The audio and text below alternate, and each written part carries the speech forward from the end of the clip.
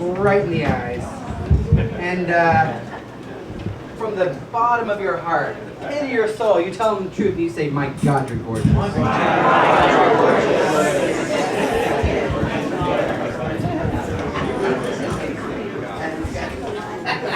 One thing that I love about Mar Hobbs is her willingness to be authentic.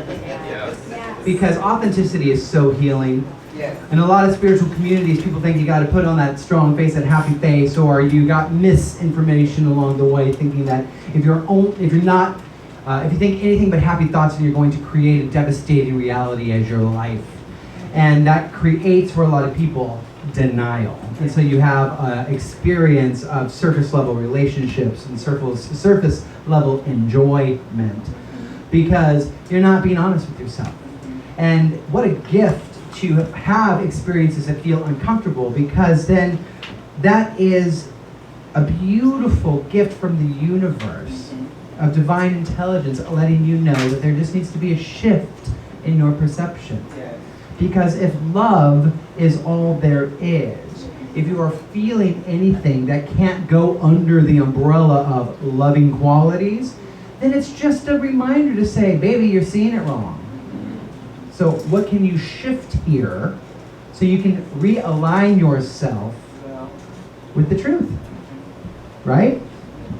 Because the truth is, you are loved. Truth is, everything that you could possibly need to fulfill your purpose is provided to you when you move forward in love, all right? So I had a wonderful, beautiful reminder from Jacob Glass this week. I was able to sit in on his class this week, and he said something really beautiful. It's such a great little tidbit. And he said that if you create based on principle alone, that is like doing that trick with all the spinning plates on the poles. You know what I mean? If you forget to infuse love into your creative process, then it's just going to be a lot of work. And a lot of times, we have a very clear vision of what we want to see. We have the details, all the material details planned out perfectly, and we know that this is what I want my life to look like, and when it looks like that, then I can be happy. You're missing the point. What the real powerful approach is I am happy. And from this space of happiness, from this space of love, will I create my life. Well, right? So, my husband and I sort of talked about this a little bit on the drive home. Christopher is a writer. He's a brilliant writer, and if you've had the opportunity to come to Bada Bing Bada Boom, you probably heard him share his writing and tell his stories. And I always say what a relief it is to have a partner who's actually talented, so then you don't have to lie about it. And say things like, oh, it looked like you had a lot of fun up there. You can tell you're working really hard. But he's really great. And he also waits tables. And in Los Angeles, a lot of people have a story about what that means. And it requires some work to rise above that in order to infuse love into the work of serving others in a restaurant. Because here's how you create hell at your workplace, is you go there for money. Like, this job is to help me make money, period. Then you have become a prisoner to money, all right? What sounds better to you? Working for money or letting money work for you? Think about it, right? So, the best definition of a wealthy person that I ever got was from a teacher. And I've shared this before in here, but I'm going to share it again because it enhances my sermon. A wealthy person watches their money go up and down. A poor person goes up and down with their money. Let's say that again. A wealthy person watches their money go up and down. A poor person goes up and down with their money. You know what I mean? So the wealth consciousness is one in which you are open to flow. You trust that there is enough to continue to create more because there is no lack. That's what we're calling the millionaire mindset. These days, you gotta have the billionaire mindset, right? But if you've ever had a person in your life who's had millions of dollars and through some experience or happening in the world, they lost that money, chances are they got it back in some way because they know how to make the money, right? They just know how to be open to the flow. They aren't worried about that. They know what to do, who to call, and how to create more money, more flow, right? A lot of times, though, if you become imprisoned by the money, then it becomes about your value, your inherent value. So when you are fully aware of your value, and you are fully aware of who your source and what your source is, it gives you the freedom to create just like the millionaires do. That's the millionaire mindset, is having the freedom to create with ease. And you can create with ease once you are aware of what your source is. You see, it's not the job that's bringing you the money.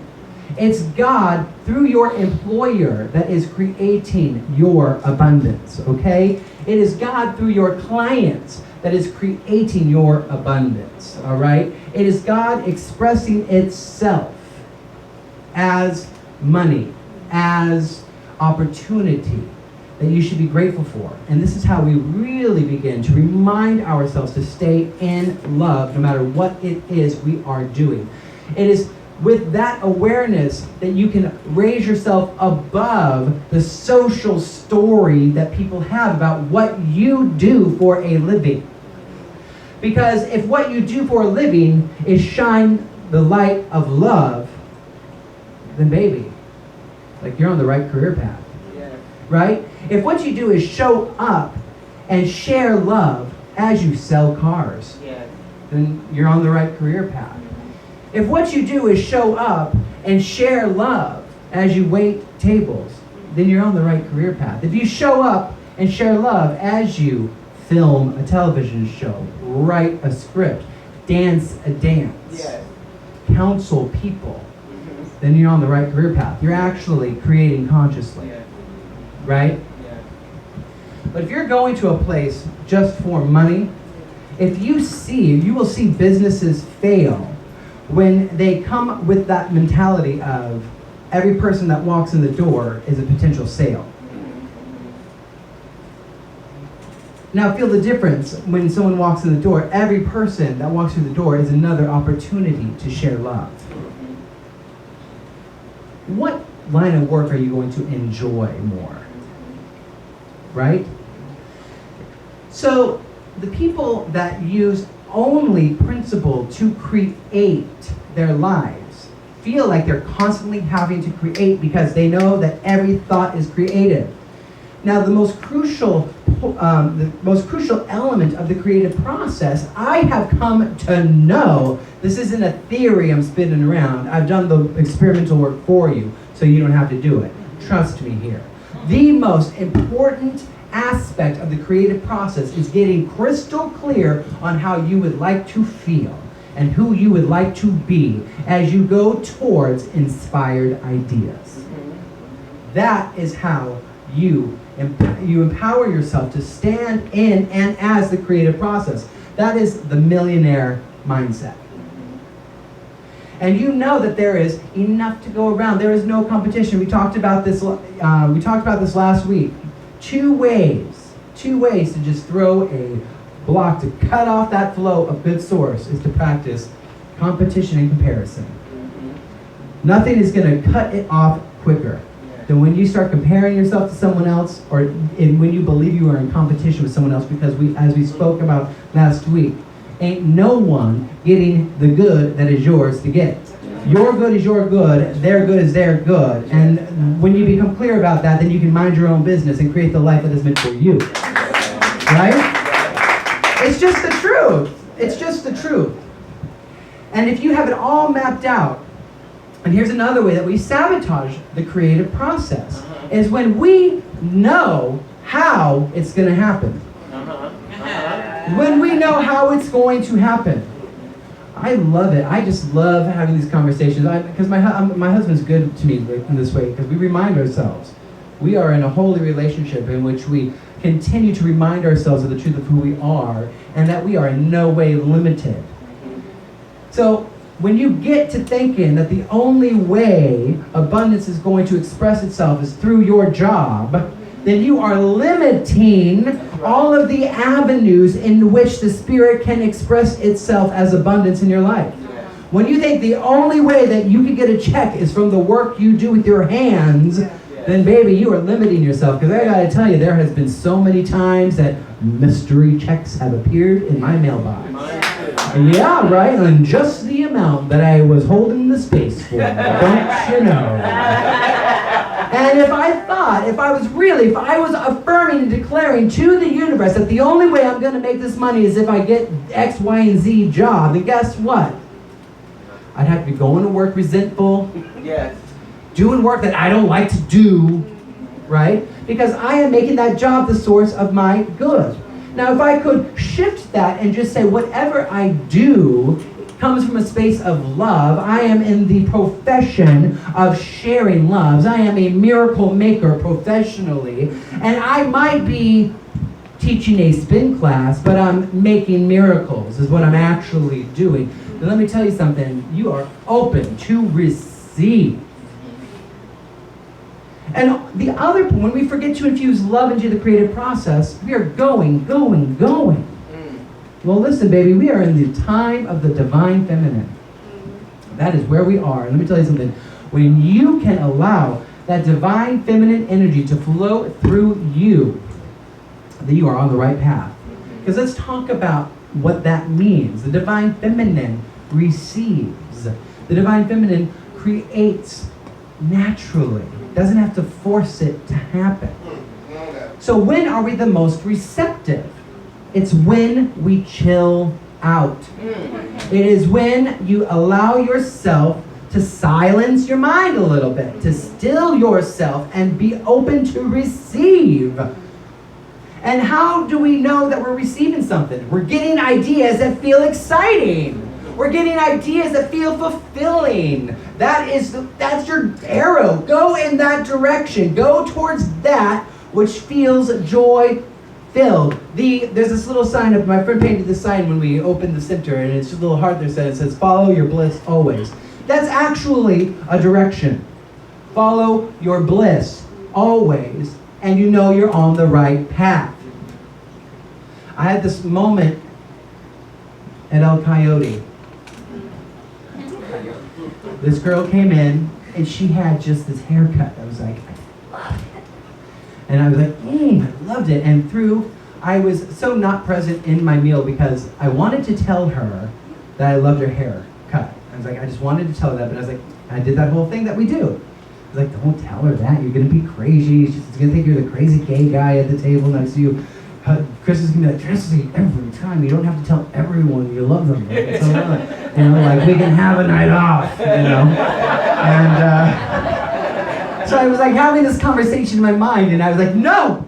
I have made a commitment to honor my loving intuition. And it's my duty as a miracle worker not to withhold compliments and words of love to other people. So I had to, before I left, I looked at her and go, I gotta just say, I love your haircut. It is just like, you got it going on. And she was like, she stopped and she goes, oh my God, thank you. I needed to hear that so bad today. I just got it done and I wasn't sure. And I was like, where was my husband? Was like,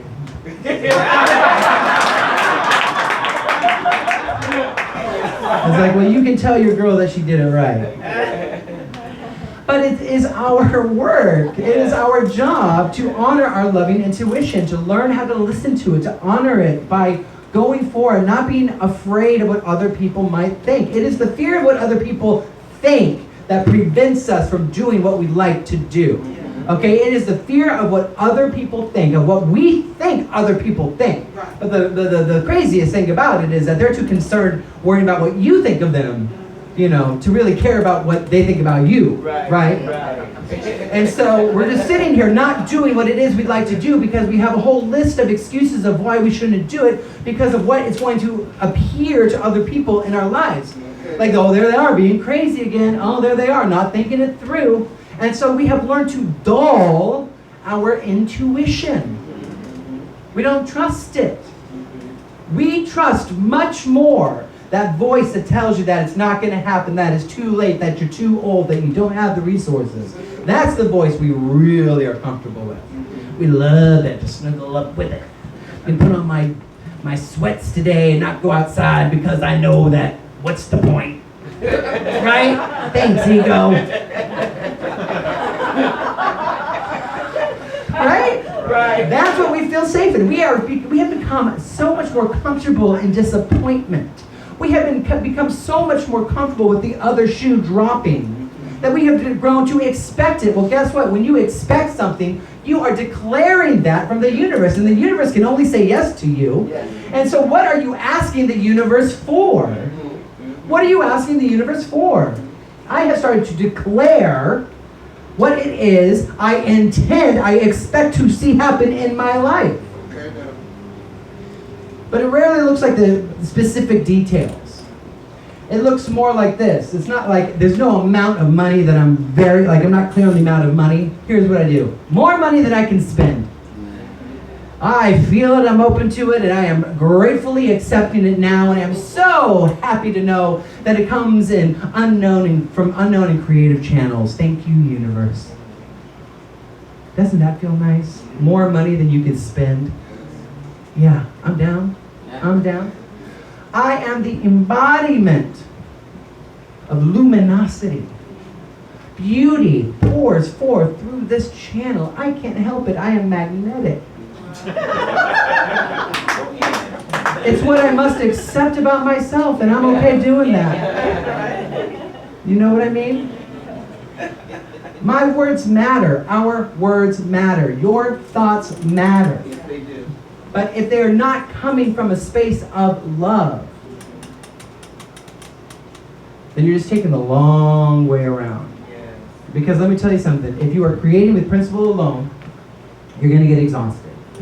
You're going to get tired. You're going to have that experience of like, I'm doing all this work. Why isn't it happening? Or I'm getting what I'm creating, but I'm not feeling any joy. Where's the freaking joy already? That's right.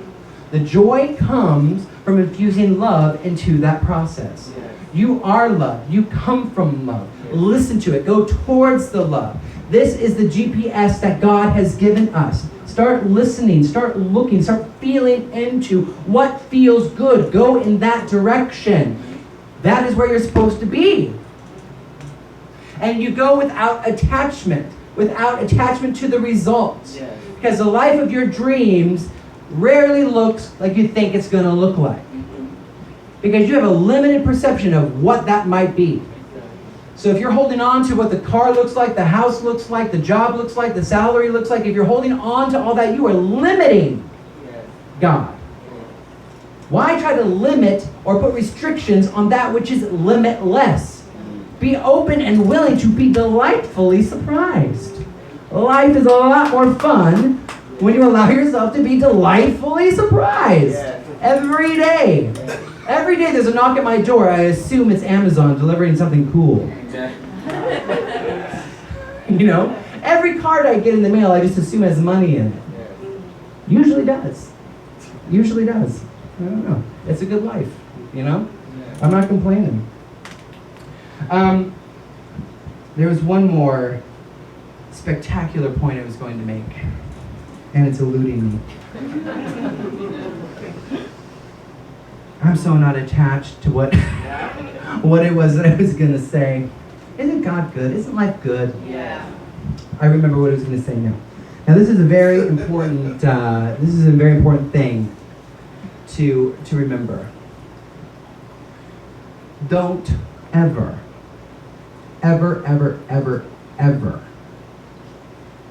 talk S-H-I-T. Where's Asa? Hey, babe. About the good expressing itself in your life. Let me explain what I mean. If you do a job and it pays you $25. If you look at your bank account and you see that there's only $50 in your savings, do not ever, I'm telling you this is going to save you a lot of time, do not ever say, well, it's just $50. Oh, it's just $25, not a big deal. Mm-mm. That is good manifesting itself in your life. And today it might be $25, but tomorrow it might be $1,000. And why would you poo-poo that? Why would you poo-poo source manifest is expressing itself in your life? Why would you say, you could do better? You can do better. Okay? Thank you. I'm working really hard down here. Trying to be loving, spreading light in the world, and this is what I get? Listen, I know better than you. I know what I need more than you do. Trust me. Right? Now, if someone came at you like that, what would you do? You'd be like, you know what? I don't have to give you anything. It's fine. I'm going to give you nothing. If you're going to be mad or appreciative, it's not like, no, baby, let me give you more with that attitude. That awful attitude you have just makes me want to give more to you. No, it's like, there's the door. Thank you. Oh, gosh. You can give it to Amina. She always says thank you. So it is developing, beginning now, today, to look at your life and give thanks for it. Give thanks for every single way God is expressing source and abundance in your life. And let me tell you something. When you start infusing love into everything you do, when you open your mind up to the greatest possibility and you start to see things like relationships fall away, say, thank you, God, for sparing me that forgiveness experience. I am grateful to know that I am vibrating at a level that attracts only other people who are interested in loving life to me. I know that angels surround me. They take me where I need to go because I go towards love. And when I go towards love, I know I am always exactly where I need to be to do what I am here to do. I know that God is my bankroll. I know that there is no limit to it. And so I give thanks for every time it expresses itself in any way in my life. I am grateful and I am thankful. Start today. Give thanks for every penny. If what it is that you would like to see expressed more in your life is more finance, more money, then do not throw a penny away. Do not throw a penny away. We started talking about tithing. Let me tell you something about tithing. Let me give you my 90-second spiel on tithing. If you are not tithing, then you are not playing with spiritual law. Tithing is when you acknowledge God expressing in your life. You give your tithe to where you are fed spiritually. Now don't hear me say, and if you're new to the space, you're like, here comes the preacher with his money speech, trying to get my money. Keep it. All right? I only want it if it's coming from a place of joy and gratitude. That is the only giving I am interested in receiving, when it comes from a space of overwhelmed joy and thanks for the good that God is expressing in your life. A tithe is given to where you are fed spiritually, and that doesn't mean it's just your church. I have tithed to waiters and waitresses. I have tithed to authors. I have tithed to family members. I have tithed to my husband because I experienced God through them. And to show my gratitude, I gave 10% of the money that I had to them. We tithe to where we are fed spiritually to acknowledge our source. That is what a tithe is. And so we tithe from the money that we earned from our work to acknowledge who is really paying the bills, who's really keeping the lights on, who's putting gas in the car. That is G-O-D, because let me tell you something. G-O-D is all there is. If you want to know the foundational philosophy of Inspired Spiritual Community, it can be summed up in 2 words. Love is, period. And love and God are synonymous in my book. God is. It's all there is. And so if you are experiencing anything like upset, disdain, dysfunction, worry, anger, resentment in your life, give thanks. because you know where you need to infuse a little more of truth into your game. Because if you are not feeling love, then you are believing something or experiencing something that is not in your highest good. You are not doing what you are here to do. And so we can be grateful for the upset. We can be grateful for the upset. We can say, thank you, I'm so glad that I am annoyed right now. Because I know I am believing something that isn't true. So I am willing to place it up right now. I'm willing to offer it up so I can see clearly, so I can be present, so I can do what I'm here to do. We are in the work of miracles, y'all. This is what we do. And it's good work. There's lots of it. There's a position for each and every one of you. And the pay is awesome. And the benefits are crazy. Right? Right. Y'all in? Yeah. You gonna turn in your application? You're gonna show up on time, well prepared with a good attitude? Yes. Then you are ready to live the life of your dreams. So let's review this month real quick. Your thoughts create your experience in life. So when we become mindful, when we become aware of the thoughts we are thinking, we can direct our thoughts in a manner that will be in alignment with what we're interested in creating in our life. We release the habit of complaining, comparing, and competition. We let that go because we know that there is enough for everyone to experience the life of their dreams. Thank God it is an infinite well of good. And last but not least, we infuse love into that creative process so that we can go forward with ease and with grace and in gratitude, open to give and receive all the good that God has to offer. Sound good? Yes. Let's pray on that. So we go to gratitude, so grateful to just remember the truth of who we are. Grateful to know that God is all there is. Grateful to be in the company of people who are practicing the same approach to life. So we offer up our excuses. We offer up our story. We offer up that expensive luggage, that baggage that no longer serves us because it's just slowing us down. We're no longer interested in the origin story of our suffering. We let it go. We cut the cords to the past so that we can be fully present here and now, available to good, available to God, available to be of service to our brothers and sisters who are reaching out their hands. We extend a hand back to them. We go forward together, expanding the possibility, knowing that each and every one of us has a special function to fulfill in the awakening of the planet. And so we commit to fulfilling that now and supporting others to fulfill their special function, knowing that God flows through them just like it flows through us. And so we dedicate the merit of this time together to anyone who feels alone, anyone who is suffering, anyone who feels the struggle, loving them for them, sending light to them, knowing that where they are, love is. Because love is all there is. Love is. And so it is. Amen.